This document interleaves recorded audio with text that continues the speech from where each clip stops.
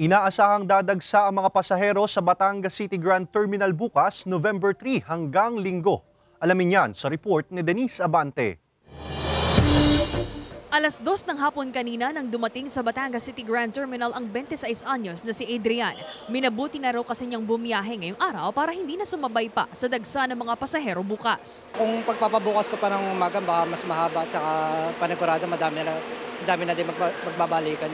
Tsaga-tsaga na lang sa paghihintay para makabalik na natin ng ano. Sa pag-iikot ng GMA Regional TV, Balitang Southern Tagalog ngayong hapon sa terminal, may pailan-ilan ng mga pasaherong dumadating at may bahagyang pila na rin ng mga pabalik sa mga karating probinsya. Bagay na pinakahihintay ng bus driver na si Owen dahil sa mga araw na ito raw mas malakas ang kitaan. Nag-uumpisa na po ngayon, ma'am eh. Baka abot ito hanggang Linggo.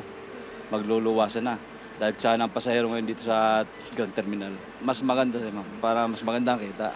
Patnubayan ng mahal na Panginoon sa daan, sa pagmamaniho. Tiniyak naman ng pamunuan ng Batangas City Grand Terminal na handa sila sa magiging dagsa ng mga pasahero. Pero ang expected po namin ay 4 and 5 Sabado at Linggo. Nag-expect po kami ng 10,000 to 20,000 passengers na babalik ng Manila o sa iba't ibang probinsya. Handa po ang Grand Terminal dyan sa mga pagdagsa ng mga pasahero. Kaya hanggat dire-diretso po yung pasahero natin, dire-diretso rin yung alis nila. Nauna na ring nagsagawa ng inspeksyon sa mga bus ang Land Transportation Office para matiyak na nasa maayos na kondisyon ng mga ito bago umalis sa terminal. Titingnan po natin yung mga ilaw, mga busina, signal light, mga brake light, pati po yung mga early warning device.